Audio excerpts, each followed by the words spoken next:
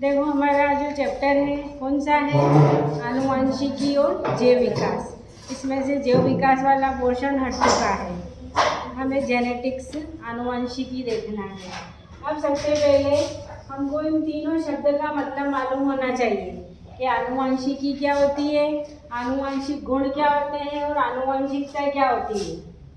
अब आप खुद देखिए, आप सभी के अंदर कुछ आदतें या कुछ लक्षण या हमारा चेहरा, हमारी हेल्थ, हाइट, जो भी कोई कैरेक्टर है हमारे माता पिता से मिलता जुलता होगा, या कई भाई बहन में भी कई चीज़ें कॉमन हैं।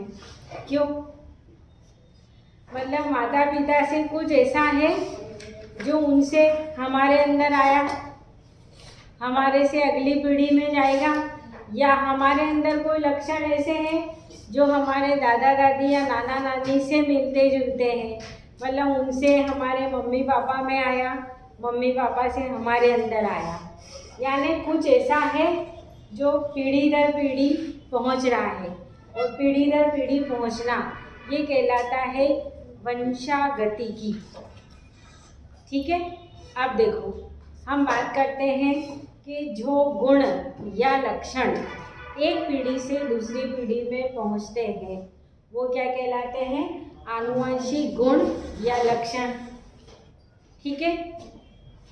अब आनुवंशिक गुणों या लक्षणों का एक पीढ़ी से दूसरी पीढ़ी में पहुंचना ये क्या कहलाता है, आनुवंशिकता। और जीव विज्ञान की वो शाखा जो आनुवंशिक लक्षणों और उनके वंशागतिकी का अध्ययन करती है, उनके पीढ़ी दर पीढ़ी संचरण का अध्ययन करती है, वो क्या कहलाती है, आनुवंशिकी। आनुवंशिकी का पितामह, फादर ऑफ जेनेटिक्स कहा जाता है मेंडल को।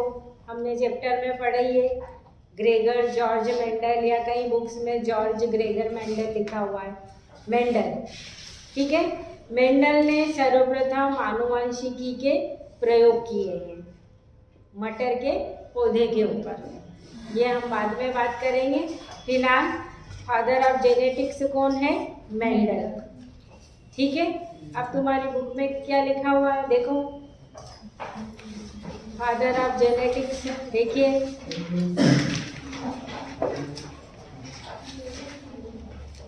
ये लिखा हुआ है, सिर्फ मेंडल ही लिखा हुआ है तुम्हारे। Gregor George Mendel. हाँ, क्या लिखा हुआ है, ग्रेगर जॉर्ज मेंडल। इसको कहा गया है फादर ऑफ जेनेटिक्स। ठीक है। अब आगे आते हैं हम। अब जो एक पीढ़ी से दूसरी पीढ़ी में पहुंच रहा है, ठीक, अब वो कहाँ पाया जाता है, कैसे पहुंच रहा है, तो हर कोशिका, चाहे पादप कोशिका हो चाहे जंतु कोशिका हो, उनके अंदर क्या पाया जाता है, केंद्रक होता है। कोशिका का मुख्य अंग क्या होता है, केंद्रक, जो केंद्र में पाया जाता है। ठीक है। अब इसी के अंदर क्या पाया जाता है, केंद्रक द्रव होता है, और केंद्रक द्रव में ऐसी धागेनुमा रचनाएं होती है। इन धागेनुमा रचनाओं को हम क्या कहते हैं, गुणसूत्र कहते हैं। और इन गुणसूत्र के ऊपर ऐसे, जैसे ये गुणसूत्र है, इसके ऊपर ये ऐसी उभरी हुई गोलाकार रचनाएं होती है जिनको कहा जाता है क्रोमोमियर। और इन क्रोमोमियर के ऊपर ही क्या पाए जाते हैं, जीन्स पाए जाते हैं। और ये जीन ही एक पीढ़ी से दूसरी पीढ़ी में पहुंचते हैं। अब जीन के अंदर क्या पाया जाता है जो दूसरी पीढ़ी में पहुंच रहा है और पैतृक गुणों को अभिव्यक्त कर रहा है, दिखा रहा है। यानी जो लक्षण पैतृक में है वो लक्षण कहाँ आ रहे हैं, संतति में। तो जीन्स के अंदर होता है आनुवंशिक पदार्थ कौन, डीएनए, डीऑक्सीराइबोन्यूक्लिक अम्ल। ये होता है आनुवंशिक पदार्थ। इसकी फुल फॉर्म आपको मालूम होना चाहिए। तो जितना ज़्यादा डीएनए एक जीव से दूसरे जीव में जाएगा, एक पीढ़ी से दूसरी पीढ़ी में, संतति में उतने ज़्यादा कौन से लक्षण आएंगे, पैतृक लक्षण आएंगे। और जितने कम डीएनए जाएगा, जितना कम, उतने ही संतति में नए लक्षण आएंगे। जैसे हमारे अंदर हूबहू हम अपने माता पिता जैसे हैं क्या? नहीं है, कुछ ही है। यानी जितने जीन्स साथ साथ दूसरी पीढ़ी में आए उतने लक्षण आए और बाकी सब क्या हुआ? नए लक्षण आए। तो यहाँ देखो मैंने 2 टर्म लिखी है, विभिन्नता। यानी संतति जब हूबहू अपने पैतृकों के समान नहीं होती है, उसमें कुछ नए और अच्छे लक्षण आ जाते हैं, तो इसी को क्या कहा जाता है? विभिन्नता। अब ये विभिन्नताएं भी 2 तरह की होती है। एक वातावरण के कारण उत्पन्न हो रही है तो वातावरणीय विभिन्नता कहलाती है, और एक होती है आनुवंशिक विभिन्नता, जो आनुवंशिक रचनाओं या तो गुणसूत्र में होगी या जीन्स में होगी।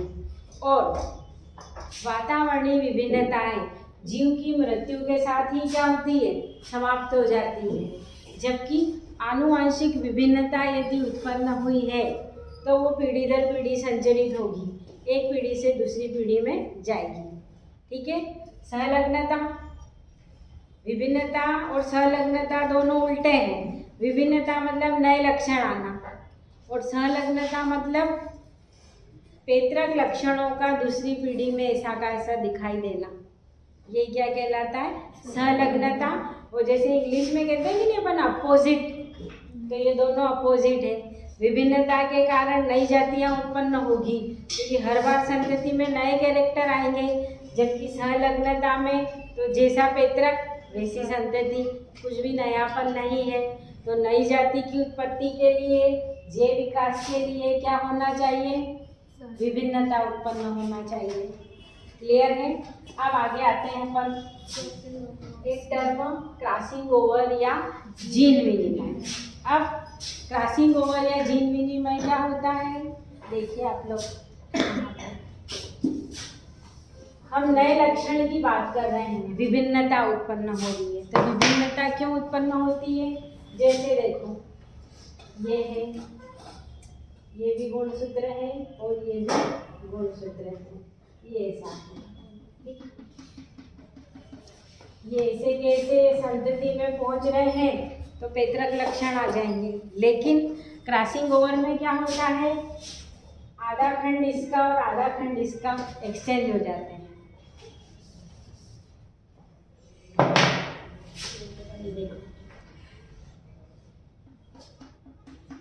ये देखो, ये था, इसके अंदर आधा खंड तो इसका आ गया, नहीं इसका इधर चला गया। 10th लेवल पे इतना ही है, इसलिए इतना ही बता रही हूँ कि गुणसूत्र के खंडों की अदला बदली। और एक चीज़ हो कि गुणसूत्रों के खंडों की अदला बदली कब होती है? अर्धसूत्री विभाजन के दौरान। ठीक। क्रॉसिंग ओवर, गुणसूत्र के खंडों की अदला बदली क्या कहलाता है? क्रॉसिंग ओवर या जीन विनिमय।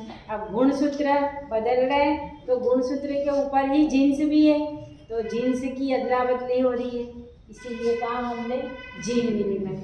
और जितना ज़्यादा जीन विनिमय होगा, जितना ज़्यादा क्रॉसिंग ओवर होगा संतति के अंदर, उतने ही क्या होंगे? नए लक्षण आएंगे। और जितना कम क्रॉसिंग ओवर होगा संतति में पैतृक लक्षण आएंगे, यानी वो हूबहू अपने माता पिता के समान नजर आएगी। ठीक है, आगे बढ़े। अब हम हमारे मनुष्यों की बात कर लेते हैं, याद होना चाहिए, चैप्टर में पढ़ा ही है हमने। मनुष्य के अंदर कुल कितने गुणसूत्र पाए जाते हैं? 46, या कितने होते हैं? 23 जोड़े। याद रह जाएगा। अब आपको ये भी याद रहना चाहिए, मेल और फीमेल, नर और मादा, मेल और फीमेल दोनों में 44, ये देखो एक जैसे होते हैं। अंतर कहाँ होता है? 23वें जोड़ी में या 45वां और 46वां, ये गुणसूत्र अलग अलग होते हैं। तो ये मेल में क्या होता है? 23वां जोड़ी XY, और फीमेल में 23वां जोड़ी क्या होता है? XX। बाकी मेल और फीमेल दोनों में जो गुणसूत्र एक समान होते हैं वो कहलाते हैं ऑटोसोम या दैहिक गुणसूत्र। ठीक। और XX और XY ये क्या होते हैं? जो सेक्स डिटर्मिनेशन करते हैं, लिंग निर्धारण करते हैं, इसलिए इनको कहा जाता है 23वें जोड़ी गुणसूत्र को लिंग गुणसूत्र। 22 जोड़ी तो ऑटोसोम या दैहिक गुणसूत्र और 23वां जोड़ी कहलाता है लिंग गुणसूत्र, जो मेल में XY होता है और फीमेल में XX होता है। ठीक है, अब वापस हम आ जाते हैं कहाँ, मेंडल के ऊपर। क्या था मेंडल का पूरा नाम? Gregor George Mendel. अब अपने सारे एक्सपेरिमेंट मेंडल ने किसके ऊपर करे? मटर के पौधे के ऊपर करे। और हमने ये भी बात करी है कि मटर के अंदर मेंडल ने 7 जोड़ी विपरीत लक्षणों को देखा। ठीक, 7 जोड़ी। अब इनमें उनको प्रभावी कारक भी मिले और अप्रभावी कारक भी मिले। अब प्रभावी कारक से क्या मतलब है कि ऐसा कारक जो अपने आप को प्रदर्शित कर देगा, वो क्या कहलाएगा? प्रभावी कारक या प्रभावी गुण। और जो अपने आप को प्रदर्शित नहीं कर पाएगा, मतलब उसके अंदर लक्षण मौजूद तो है लेकिन फूलों का रंग नहीं आ पाएगा, लंबापन, बोनापन, जो भी लक्षण है वो बाहर नहीं आ पाएगा। तो ऐसे लक्षण जो अपने आप को अभिव्यक्त करते हैं, प्रदर्शित करते हैं, प्रभावी लक्षण कहलाते हैं। और ऐसे लक्षण जो अपने आप को प्रदर्शित नहीं कर पाते हैं वो कहलाते हैं अप्रभावी गुण या अप्रभावी लक्षण। अब पहले हम डेफिनेशन देख लें इनकी कि एक संकर क्रॉस, जो 7 जोड़ी लक्षण लिए उनमें से एक जोड़ी लक्षण को लेकर, एक जोड़ी विपरीत गुणों को लेकर जब क्रॉस किया जाता है, एक जोड़ी विपर्यायी लक्षणों को लेकर क्रॉस किया जाता है, तो वो क्रॉस क्या कहलाता है? एक संकर क्रॉस। जैसे मेंडल ने ये लिया एक गुण लंबापन, इसका क्रॉस इसी के अपोजिट कैरेक्टर, इसका अपोजिट लंबेपन का क्या होता है? बोनापन। तो उनने मटर के कौन से पौधे लिए? बोने पौधे लिए। अब यहाँ हमने एक जोड़ी लक्षण लिया, तो जब एक जोड़ी लक्षण को लेकर क्रॉस किया गया तो वो कहलाया एक संकर क्रॉस। अब अगली डेफिनेशन, द्विसंकर। नाम से ही पता चल रहा है कि जो मेंडल के 7 जोड़ी लक्षण लिखे हैं उनमें से कोई से भी 2 जोड़ी लक्षणों को लेकर जब क्रॉस किया जाएगा तो उसको कहा जाएगा द्विसंकर क्रॉस। जैसे फॉर एग्जांपल हमने लिया गोल और पीले बीज। ये गोल बीज एक लक्षण है और बीज का ही पीला रंग दूसरा लक्षण है। 2 जोड़ी लक्षण लिए, जब इसी का क्रॉस इसी के हम अप्रभावी से करा दें, कौन से? गोल के साथ कौन सा हो जाएगा? झुर्रीदार। और पीले के साथ कौन सा हो जाएगा? हरा।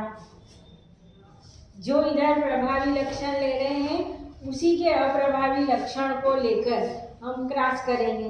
तो जब एक जोड़ी लक्षण को लेकर करा तो एक संकर क्रॉस, और जब 2 जोड़ी विपर्यायी लक्षणों को लेकर क्रॉस किया तो वो क्या कहलाया? द्विसंकर क्रॉस। कोई प्रॉब्लम इसमें? क्लियर है?